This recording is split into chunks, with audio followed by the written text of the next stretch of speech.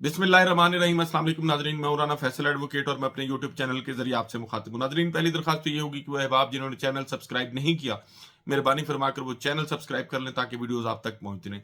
नाज़रीन, आज के वीडियो में बात करेंगे पाकिस्तान पीपल्स पार्टी जो इंसानी हकूक की बड़ी अलमबरदार है, उसके एक सेनेटर की जानिब से एक बड़ी शर्मनाक करारदाद जो है वो सेनेट में जमा कराई गई है। वो शर्मनाक करारदाद क्या है और पाकिस्तान के आइन के दो आर्टिकल आर्टिकल 19 और 19 ए को निकालने की साजिश है बुनियादी तौर पर जो पाकिस्तान पीपल्स पार्टी के सेनेटर की जानिब से की गई है। उसके साथ साथ नाजरीन, मरियम नवाज जिनके आने पर कुछ लोग ये कह रहे थे कि जी अब पंजाब बदलेगा, लेकिन पंजाब नहीं बदला। पुलिस की वही वहशत, वही बर्बरियत और वही दरिंदगी जो है वो आज भी देखने में नजर आई है। क्या हुआ है इस पर भी बात करेंगे। उसके साथ साथ एक बड़ा एतराज उठाया गया है, कानूनी और आईनी एतराज उठाया गया है शहबाज शरीफ साहब पर, उनके बतौर वजीर आजम इंतखाब पर। उस पर भी आपसे बात करेंगे। अली अमीन ने आज एक बड़ा दिल जीतने वाला हुक्म दिया है, बड़ी बात उन्होंने की है। अपना पहला हुक्मनामा आज उन्होंने जारी किया, उसमें क्या कहा। और उसके साथ साथ एक बड़ी मैं समझता हूँ पाकिस्तान की तारीख में एक बड़ा अजीब वाकया हुआ है। साकिब बशीर साहब हैं, सहाफ़ी हैं मारूफ, उन्होंने एक ट्वीट किया। उन्होंने ट्वीट में क्या कहा उस पर भी बात करेंगे। पहले बात करते हैं कि ये जो पाकिस्तान पीपल्स पार्टी के सेनेटर हैं बैरा मंतंगी साहब, उन्होंने एक करारदाद जो है वो सेनेट में जमा कराई है। और वो करारदाद ये कि जी सोशल मीडिया एप्स पर पाबंदी लगाई जाए, यानी जिसमें फेसबुक, एक्स जो पहले ट्विटर थी, इंस्टाग्राम और यूट्यूब पर पाबंदी की करारदाद जो है वो उन्होंने सेनेट में जमा करा दी है। और फिर सेनेट ने इस करारदाद पर पीर के दिन होने वाले इजलास में करारदाद जेर गौर लाने के लिए एजेंडे में भी शामिल कर लिया। एजेंडा नंबर 32 पर करारदाद को शामिल किया गया। ये केपीके से मुंतखब हुए थे सेनेटर बैरा मंतंगी, और इनकी इस करारदाद को मुस्तरद करने, मंजूर करने या जेर गौर लाने के लिए एजेंडे में इसको शामिल किया गया। और करारदाद में यह भी कहा गया कि जी सोशल मीडिया प्लेटफॉर्म्स के जरिए जाली क़यादत को फिरोग देकर नौजवान नस्ल को धोखा देने की कोशिश की जा रही है, लिहाजा सोशल मीडिया प्लेटफॉर्म्स पर पाबंदी आयद की जाए। अब एक तरफ वो जमात जो पाकिस्तान में इंसानी हकूक के हवाले से और शख्सी आज़ादियों के हवाले से, फ्रीडम ऑफ स्पीच के हवाले से, सहाफ़ियों की जो तंजीमें हैं उन पर भी बड़ा उनका ये एहसान रहता है कि जी हमने सहाफ़ियों के लिए बहुत कुछ किया। लेकिन उसी जमात के एक सेनेटर की जानिब से जब ये करारदाद आई है तो फिर इस पर पाकिस्तान पीपल्स पार्टी का कोई वाज़ेह मौक़िफ़ नहीं आया। तो समझा यही जाएगा कि शायद पार्टी की इसको खामोश तायद हासिल है। नाजरीन, पाकिस्तान के आइन का आर्टिकल जो है 19, वो ये कहते हैं कि आज़ादी तहरीर व तकरीर या आज़ादी तहरीर व गौर जो है, अब उसमें ये है कि हर शख्स को, ये मैं पाकिस्तान के आइन का आर्टिकल जो 19 है उसका उर्दू मफहूम आपके सामने रख रहा हूँ कि हर शख्स को आज़ादी तकरीर और इजहार का हक होगा और प्रेस की भी आज़ादी होगी, ताहम मुनासिब पाबंदियों के जो कानून आयद करें मफाद अजमत इस्लाम में या सालमियत सलामती व दिफाए पाकिस्तान में या इसके किसी हिस्से में या दोस्ताना ताल्लुकात गैर ममालिक के साथ या अमन आमा, तहजीब या अखलाक के मफाद में या तौहीन अदालत या किसी दीगर जुर्म के इर्तिकाब या उसकी तरगीब, यानी कुछ पाबंदियां, कुछ रेस्ट्रिक्शंस लगाई गई हैं। लेकिन उसके साथ साथ आज़ादी तहरीर व तकरीर जो है वो हर शख्स को बहरहाल हासिल है। और इसी तरह आर्टिकल 19A जो है वो ये कहता है कि हक के मालूमात, हर शहरी को हक के रसाई मालूमात, अमूर मामलात मफाद आमा होगा ताबे इंज़बाती और मुनासिब पाबंदियों के जो कानून आयद करे। अब एक आर्टिकल 19 ये कहता है कि जी तहरीर व तकरीर की आबाद जो है वो आज़ादी होगी हर शख्स को।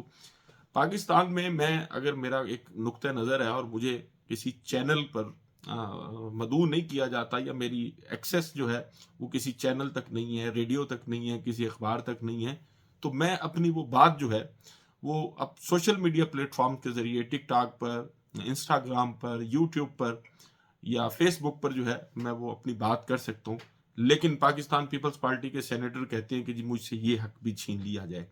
और बुनियादी तौर पर यह हक मुझसे छीनने की कोशिश नहीं है, पाकिस्तान के आइन के आर्टिकल 19 और 19A को ख़त्म करने की साजिश है जो नाम नहाद इंसानी हकूक की अलमबरदार तंजीम के सेनेटर की जानिब से आज जो है वो सामने आई है।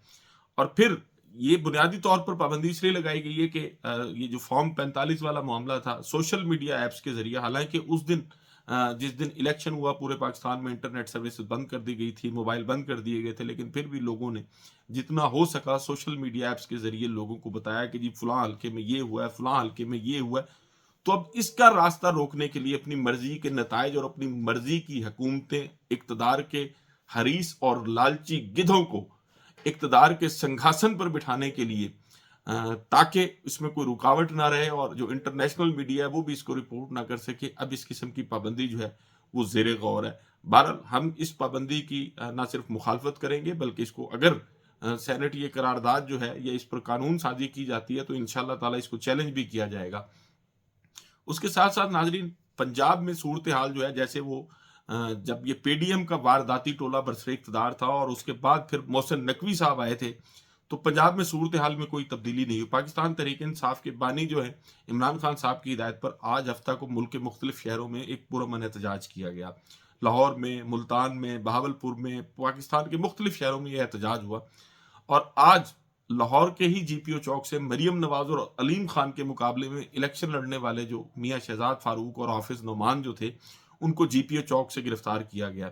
سابق سیکریٹری سپریم کورٹ بار ایسوسی ایشن آفتاب باجوہ کو بھی جی پی او چوک سے گرفتار کیا گیا۔ اسی طرح بہاولپور میں بھی پرامن ریلی پر تھانہ صدر کے وہاں کے جو ایس ایچ او ہیں انہوں نے تشدد کیا اور گرفتاریاں بھی کی ہیں۔ اسی طرح ملک کے دیگر شہروں میں جو ہے وہ بھی پاکستان تحریک انصاف کے پرامن جو ان کا پروٹیسٹ تھا، جو احتجاج تھا، اس پر جو ہے وہ لاٹھی چارج بھی کیا گیا اور لوگوں کو بھی گرفتار کیا گیا۔ یعنی حکومت تبدیل ہونے کے بعد بھی وہ لوگ جو اپنے آپ کو سیاسی کہتے ہیں وہ اپنے مخالفین کا پرامن احتجاج بھی برداشت نہیں کر سکتے۔ بنیادی طور پر یہ بھی وہ فاشسٹ سوچ ہے، یہ بھی اسی فاشسٹ حکومت کا تسلسل ہے جو پہلے تھی، اور اب بھی سارے اقدامات جو ہیں وہ وہی کیے جا رہے ہیں، رعایت نہیں کی جا رہی پاکستان تحریک انصاف کے ساتھ ساتھ۔ اور ایک وقت جو ہے وہ بہرحال میں سمجھتا ہوں دور نہیں ہے جب پنجاب کے آئی جی جو ہیں ڈاکٹر عثمان منصور، ان کو بھی بہرحال ان تمام تر زیادتیوں کا جواب جو ہے وہ دینا پڑے گا۔ یہ بھی قانون اور انصاف کے کٹہرے میں آئیں گا اور انشاءاللہ تعالیٰ وہ وقت دور نہیں ہے۔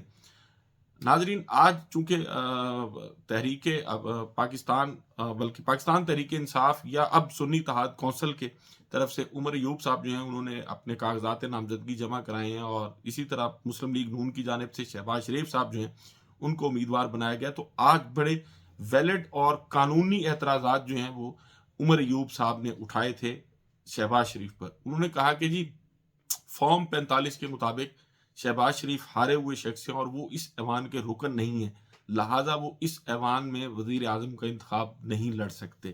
اسی طرح پھر انہوں نے یہ بھی کہا کہ جی ایوان جو ہے یہ چونکہ مخصوص نشستوں کا بھی فیصلہ نہیں ہوا اور یہ ایوان جو ہے وہ نامکمل ہے، اور نامکمل ایوان میں وزیر اعظم کا انتخاب نہیں ہو سکتا۔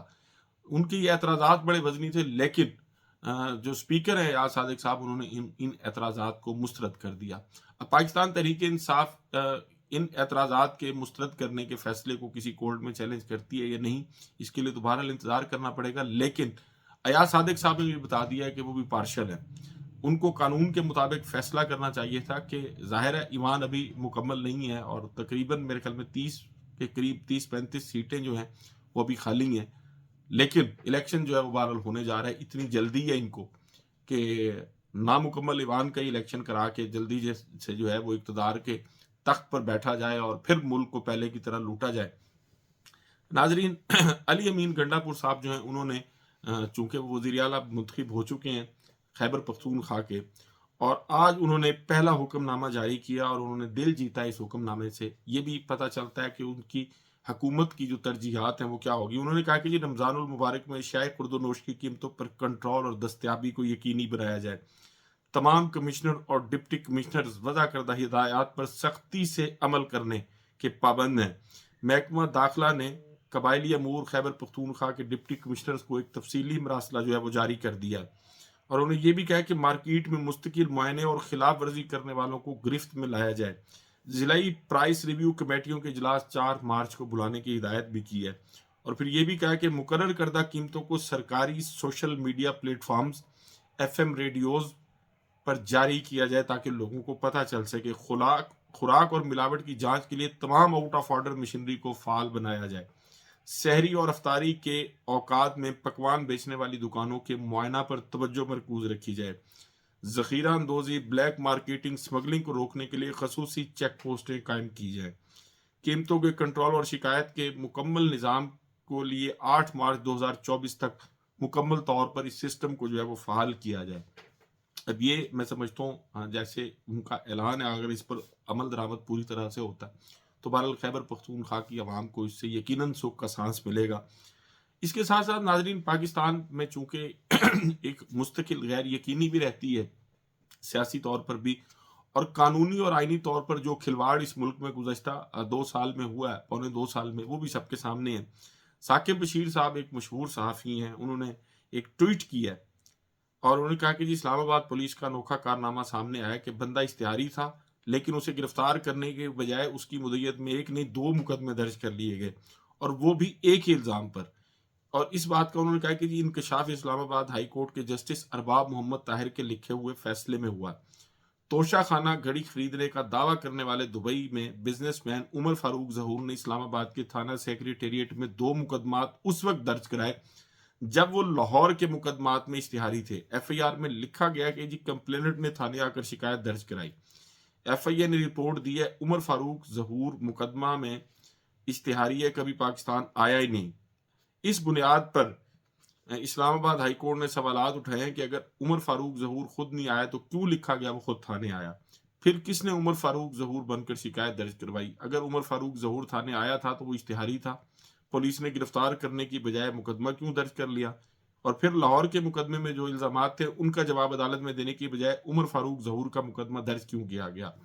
اگر اس طرح شروع ہو جائے کیسز کا فلڈ گیٹ کھل جائے گا، پھر ایک الزام پر قانون کی خلاف ورزی کرتے ہوئے 2 مقدمے کیوں درج کیے گئے؟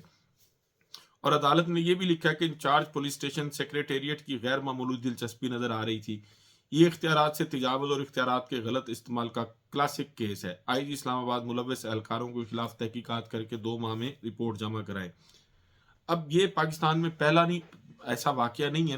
وہ لوگ جو کل تک اس قوم کے مجرم تھے، عدالتوں کو مطلوب تھے، مفرور تھے اور بھگوڑے تھے، وہ آئے اور 2 مہینے کے اندر اندر ان کی جو ہے وہ تمام تر اپیلیں جو ہے سماعت کے لیے مقرر بھی ہو گئیں، اور پھر صرف مقرر نہیں ہوئی، پھر جو پروسیکیوٹرز تھے وہ بھی چینج ہو گئے، انہوں نے بھی ان کے حق میں بیانات دے دیے، ججز جو ہیں وہ بھی مرضی کے تھے جو جن کے پاس کیسز فکس تھے، اور پھر وہ سارے کیسز جو ہے وہ ایک ایک کر کے ان میں بری بھی کر دیے گئے۔